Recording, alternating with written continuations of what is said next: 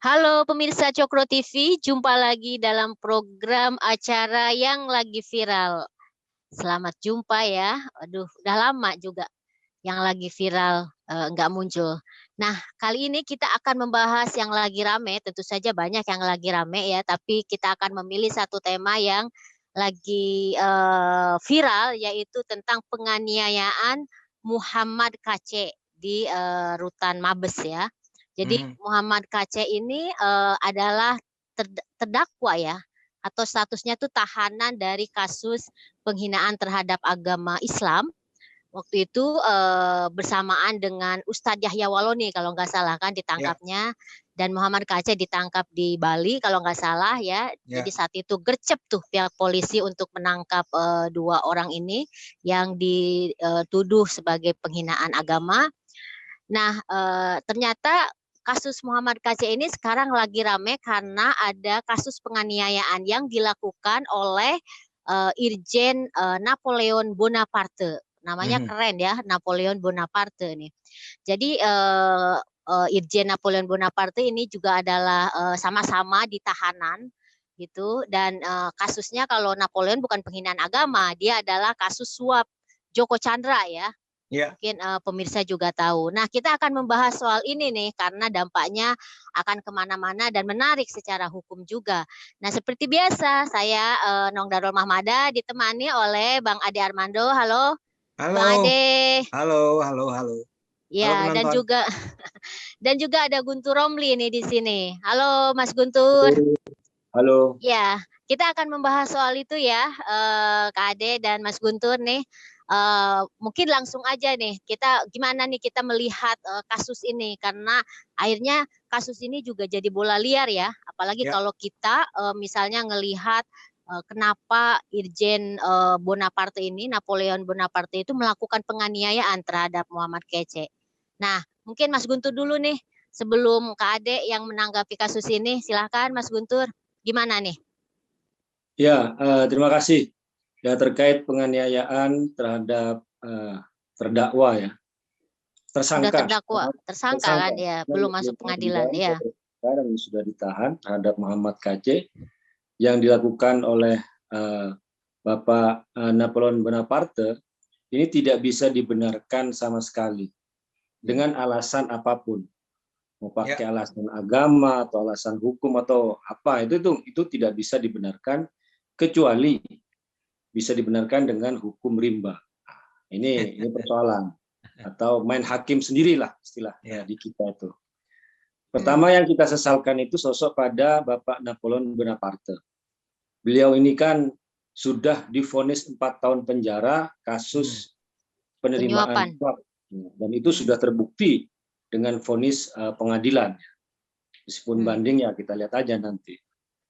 Nah, kemudian beliau adalah seorang polisi aktif yang saya baca barusan.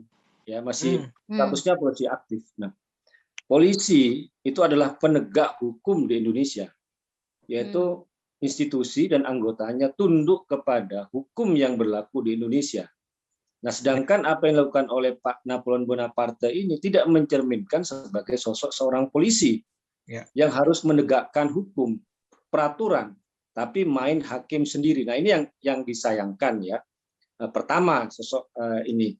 Kemudian yang kedua adalah sebagai seorang Muslim ya. Kalau kita baca apa dalih pembenaran dari Bapak Napoleon Bonaparte, karena sebagai Muslim itu juga tidak bisa dibenarkan.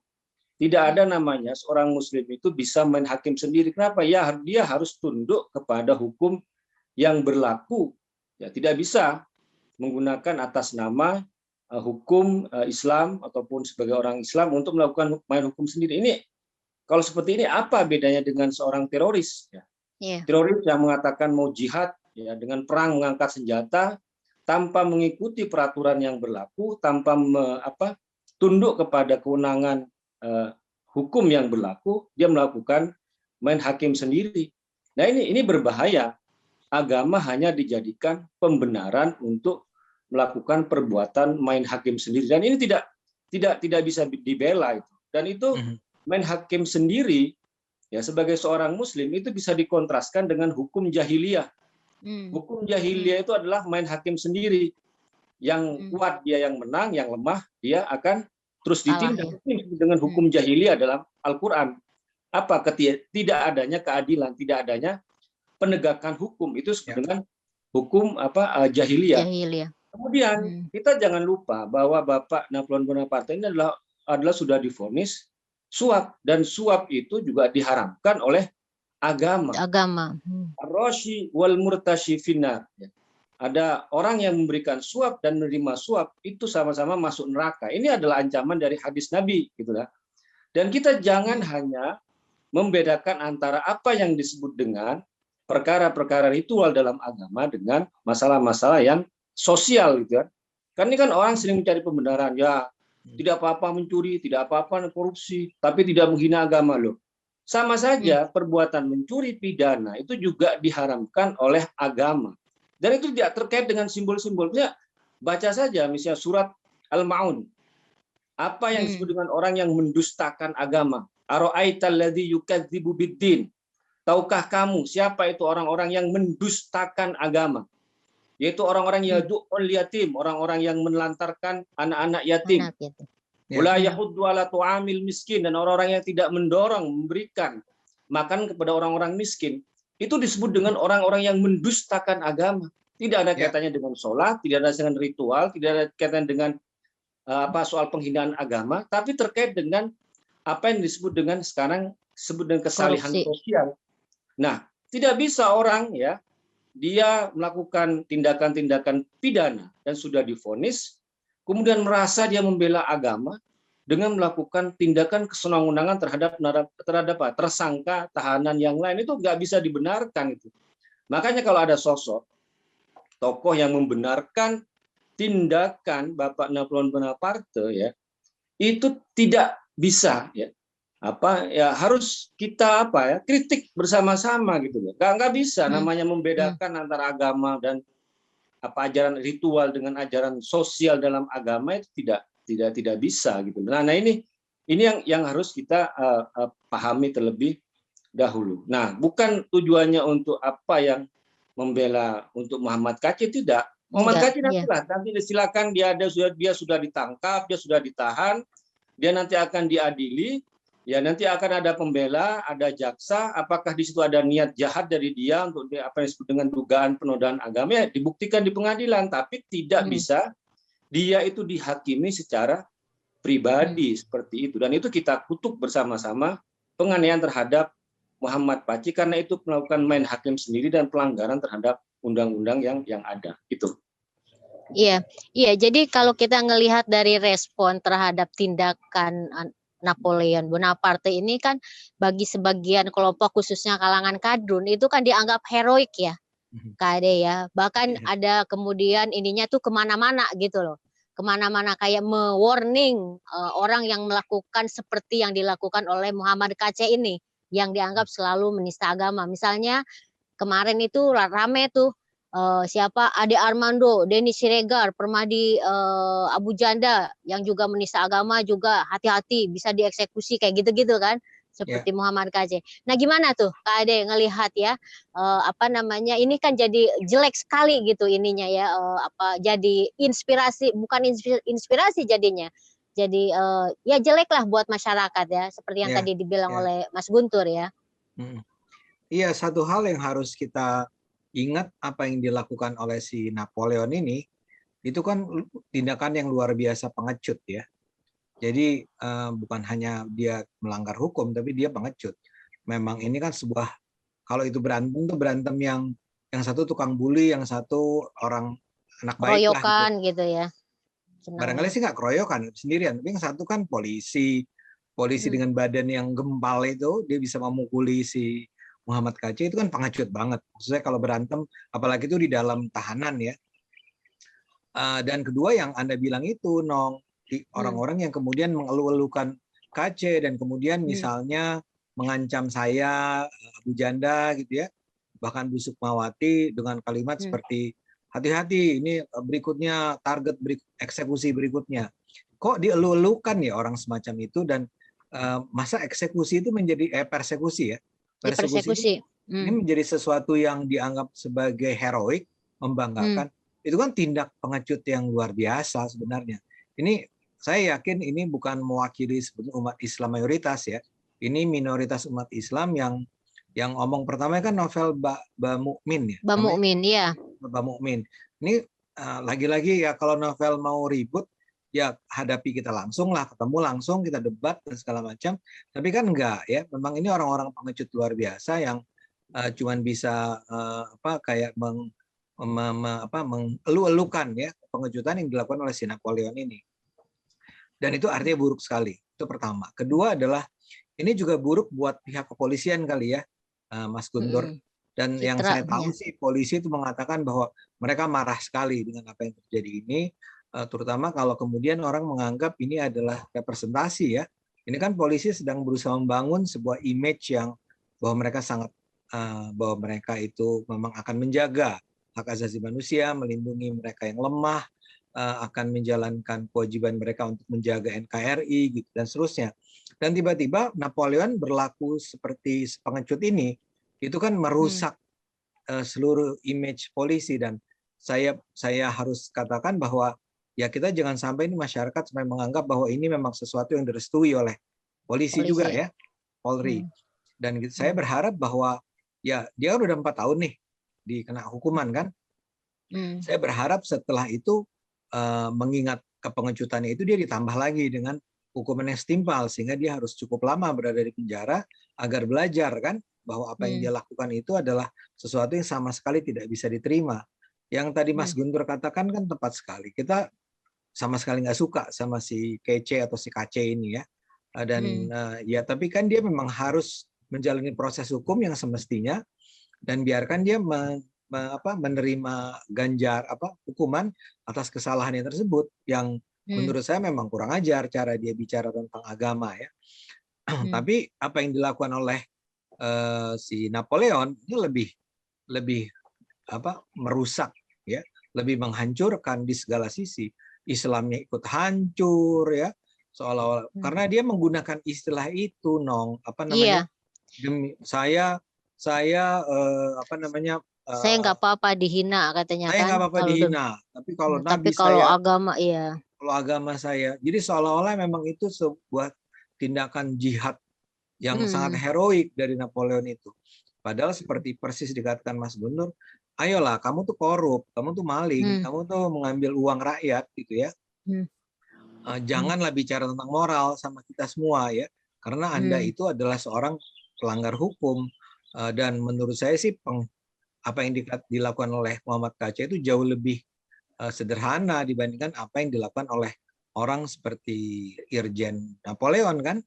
Dia pejabat, dia punya kekuasaan dan kemudian dia bisa disuap oleh Joko Chandra dan ya kalau ini benar ya barangkali dia masih di pengadilan ya Mas Guntur ya, kan belum sudah diputuskan belum masuk pengadilan ya. Tapi kalaupun jadi kalau ini benar maka dia sebetulnya tingkat kejahatan yang dia lakukan sih jauh lebih destruktif lah, lebih menghancurkan, damaging kepada masyarakat luas. Jadi ini semua kena, Islamnya kena, demokrasinya kena, polisi kena, dan itu dilakukan hanya oleh seorang pengecut yang kemudian didukung oleh gerombolan pengecut lainnya di luar sana yang seperti memberi warning kan. Artinya dia seperti mau bilang hati-hati ya Ade Armando kalau di jalan nanti kamu siap-siap aja jadi korban persekusi. Kan come on, itu kan rendah banget ya cara-cara pengancaman semacam itu.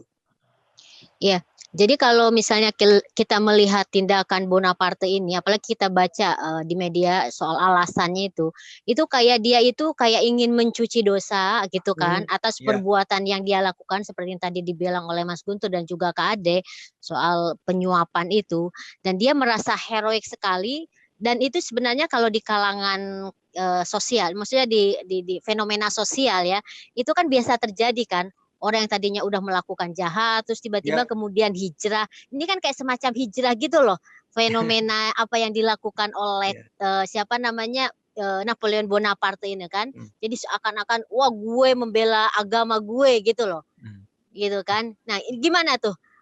Ini kan sebenarnya kayak ya contoh peristiwa kecil untuk menjelaskan sebenarnya peristiwa yang lebih besar yang sekarang ini terjadi di masyarakat kan, soal merasa bahwa gue akhirnya melakukan sesuatu yang baik lah setelah melakukan yang jelek gitu loh, kayak gitu.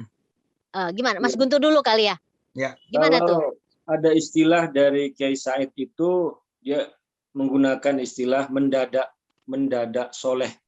Nah, mendadak soleh ya, bukan mendadak dangdut. Apalah. Mungkin dalam konteks ini mendadak soleh untuk mencuci dosa atau mencari pencitraan atau untuk menghilangkan jejak atau ya mengatasnamakan hijrah atau apapun. Ya benar, misalnya kayak koruptor sebelumnya nggak pakai jilbab, masuk ke persidangan KPK pakai jilbab, pakai cadar, itu kan. Berpenampilan dengan simbol-simbol agama, itu juga banyak sekali kita temukan. Nah, satu sisi yang lebih rendah mungkin seperti itu, tapi yang lebih membahayakan juga, kalau saya baca beberapa penelitian, termasuk yang ditulis oleh Sidney Jones, gitu ya, para kriminal yang bertaubat kemudian menjadi teroris, ini juga umum gitu loh. Jangan para teroris yang di Poso yang dimanapun, rata-rata mereka itu dulunya adalah kriminal, penjahat, pembunuh, ya perampok dan sebagainya. Kemudian mereka ingin bertobat, ingin masuk surga dengan jalan pintas. Ya kalau dengan jalan normal kan harus sembahyang 5 waktu, harus puasa Ramadan, harus ribet lah ya, susah lah. Ritual-ritual dan sebagainya itu kan. Nah mereka carilah jalan pintas dengan masuk kepada aksi-aksi terorisme, jihad yang disebut dengan mereka jihad besar menurut mereka. Nah jangan sampai, dan saya tidak tahu apakah Bapak Napoleon Bonaparte juga terjangkiti suasana psikologis virus seperti ini. Ini berbahaya. Iya, jangan-jangan kalau ngelihat dari ininya ya alasannya. Fenomena umum menjelaskan itu sangat sederhana lah, fenomena seperti Bapak Napoleon Bonaparte ini. Dia bukan orang yang aneh atau yang dieluk-elukan, enggak, itu umum, mendadak soleh lah, atau mantan kriminal yang kemudian menyeberang menjadi seorang teroris dan sebagainya. Ini fenomena umum yang ingin meraih simpati publik ya, ataupun juga ingin mencuci dosa atau masuk jalan pintas menuju surga atau sebutan apapun namanya. Dan ini fenomena sangat umum. Kemudian juga bahwa Bapak Napoleon ini juga tentu saja tidak mewakili institusi Polri ya. Apalagi sekarang kan Polri ingin membangun lembaga yang promoter ya, kan, kemudian yang profesional, yang terbuka, bertanggung jawab dan sebagainya. Oleh karena itu, dalam kasus-kasus penyuapan pun Napoleon Bonaparte termasuk yang dia ikut dilibas istilahnya itu kan, meskipun beliau itu adalah seorang bintang 2 ya, irjen ya. Tapi dan karirnya bagus katanya ya. Ya ini nggak ada istilah melindungi seorang jenderal atau seorang nggak ada. Ini salah satu bentuk dari keseriusan dari pihak dari polisi. Nah, kemudian juga sebutkan tadi saya di awal bahwa polisi adalah seorang penegak hukum yang dia hanya bisa menegakkan hukum yang berlaku di Indonesia. Nah, ketika dia menganggap bisa main hukum sendiri, dia bukan seorang polisi lagi gitu loh. Nah, meskipun statusnya nih polisi aktif ya sekarang, tapi kan itu perkara administrasi atau apapun namanya. Tapi intinya apapun yang dilakukan oleh Napoleon Bonaparte itu tidak mewakili institusi Polri ya. Kemudian juga tindakannya juga bukan juga perwujudan dari seorang Muslim ya, atau yang mengaku Islam tapi ya yang radikal lah, atau kalian yang lebih dekat kepada saya sebutkan tadi pengaruh-pengaruh varian-varian yang ada di kelompok-kelompok terorisme atau kelompok-kelompok radikal atau kelompok-kelompok pencuci dosa ya, yang mendadak soleh itu dengan menggunakan atribut keagamaan. Ini sangat umum kita temukan ya, dan bukan hal yang aneh kalau ada seorang, katakanlah seorang kriminal ya, kemudian dia merasa sebagai orang yang paling membela agama. Itu banyak kasus. Rizik Syihab misalnya masuk penjara 2 kali kasus kriminal, mengganggu ketertiban umum, pelanggaran terhadap undang-undang, tapi masih aja dianggap sebagai pembela Islam. Imam besar. Islam tidak boleh dibela oleh seorang kriminal, oleh seorang penjahat ya, oleh seorang katakanlah yang tidak bisa memperbaiki kelakuan dan perbuatannya, tidak butuh gitu loh.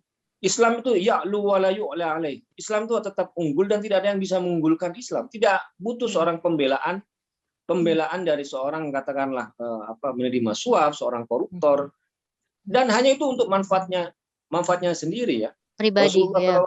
Allah Subhanahu wa taala nggak butuh pembelaan dari kelompok-kelompok seperti itu ya.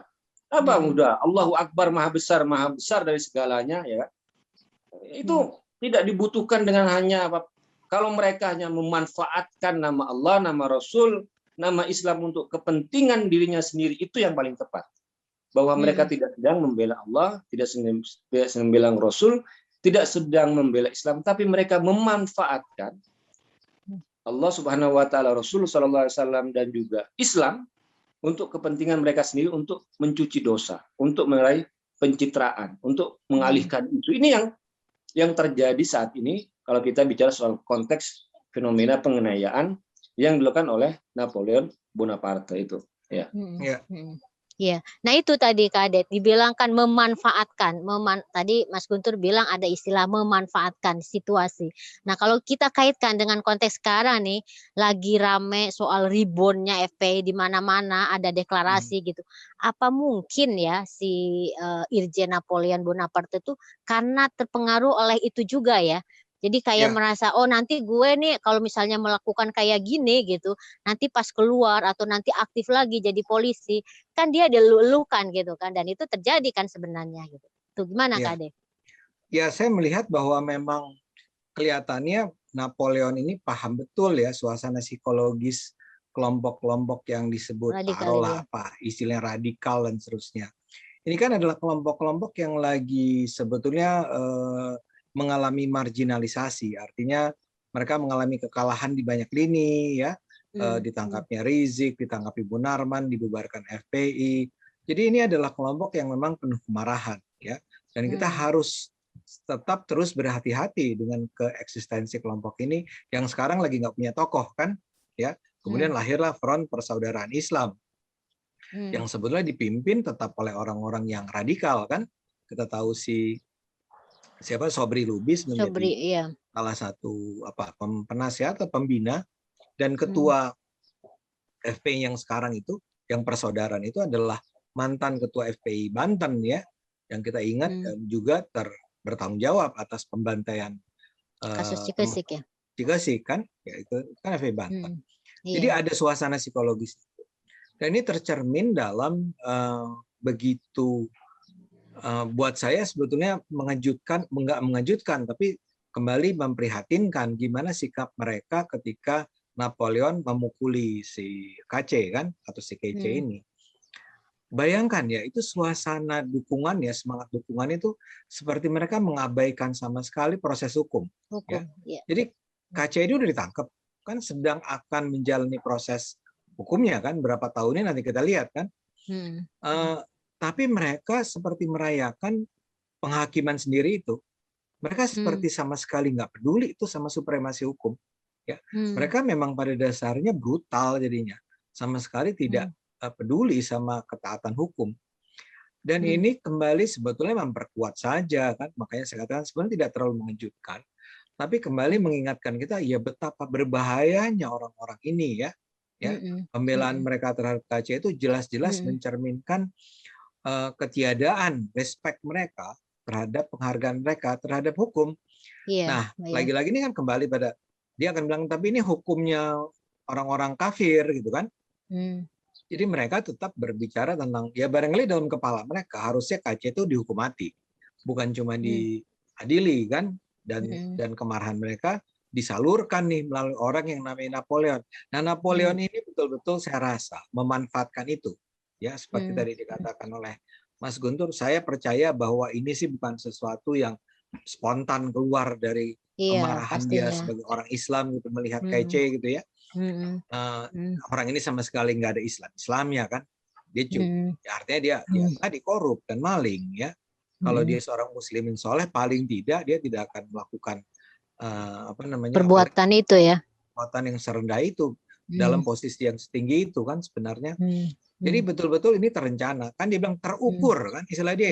Iya, tindakan terukur istilah dia itu. Itu terukurnya saya rasa emang terencana, dengan sengaja dia ingin melakukan itu untuk membangun image dia di mata para pendukung itu. Ya, jadi seperti menunjukkan bahwa saya itu nggak sejahat seperti yang Anda bayangkan ya. Saya itu cuma nerima suap gitu. Dan barangkali dia akan katakan suapnya juga dipakai buat barangkali ibadah atau membangun masjid atau segala macam kan. Tapi itu kita nggak tahu. Dia nggak pernah ngomong begitu. Kita kembali ke apa yang sudah terjadi ini saja. Dia seperti dengan sengaja berusaha menunjukkan pada publik bahwa dia ini adalah seorang yang bersedia ya untuk menjalankan kewajiban dia sebagai muslim ya, untuk menghukum orang-orang yang dengan sengaja sudah menodai agama Islam. Ini kayak saya ingat dulu Teguh Zulkarnain almarhum ya, yang pernah bilang ketika Ahok waktu mestinya kalau dalam Islam udah disalib, dibunuh kan harusnya ya. Tapi ya karena kita ada di Indonesia ya itu tidak kita lakukan kan. Nah, jadi bentuk-bentuk radikalisme ini ternyata kita seperti diingatkan lah. Bentuk-bentuk radikalisme ini masih tumbuh dan ini terbukti dengan respons orang terhadap Napoleon, dan orang-orang kayak Napoleon hanya satu dari banyak orang barangkali ya. Atau nanti kita akan lihat lagi orang-orang sejenis yang akan memanfaatkan keterbelakangan berpikir ini untuk mengangkat dirinya bahwa dia adalah seorang pejuang. Dia nggak peduli lah sama hukum itu buatan orang kafir. Saya memukuli orang itu, menyiksa orang itu bukan sesuatu yang salah ya. Dan ini kan jadi mengingatkan kita pada kekejaman kaum radikal yang bisa membunuhi orang tanpa merasa bahwa itu adalah tindakan yang bertentangan dengan kemanusiaan gitu. Enggak, memang yang terpenting adalah agama kami dihina, kami akan bela ya. Yang menghina itu harus membayar mahal. Barangkali kalau perlu bagi Napoleon si Kece itu dibunuh ya. Kalau aja tidak, barangkali kalau ini masih ketahuan terus, ya. Kalau dia nggak ketahuan mungkin dia akan dibunuh. Dan itu akan terus dielulukan oleh para pendukungnya ini. Di novel 212 kan ya. Kita bicara tentang jaringan 212, FPI, FUI dan seterusnya. Iya.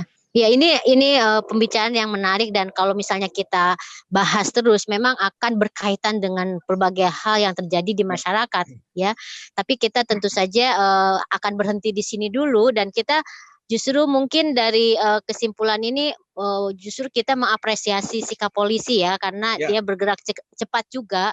Ketika KC melaporkan kasus penganiayaan kan langsung dibentuk tim investigasi dan lain-lain, dan kita menunggu prosesnya itu apakah benar si Napoleon Bonaparte ini akan diproses dan ditambah lagi hukumannya gitu. Dan ini jadi catatan juga bahwa apapun tindakan kekerasan gitu itu tidak bisa kita tolerir ya, meskipun dia polisi lah, meskipun dia atas nama agama gitu ya. Ya, jadi tidak kita toleransi tindakan seperti itu. Oke, kita cukupkan dulu sekian ya yang lagi viral, dan kita akan bertemu lagi pemirsa Cokro TV minggu depan ya dengan tema yang lagi viral berikutnya. Terima kasih Kak Ade, terima kasih Mas Guntur, dan terima kasih semuanya. Dadah. Bye-bye.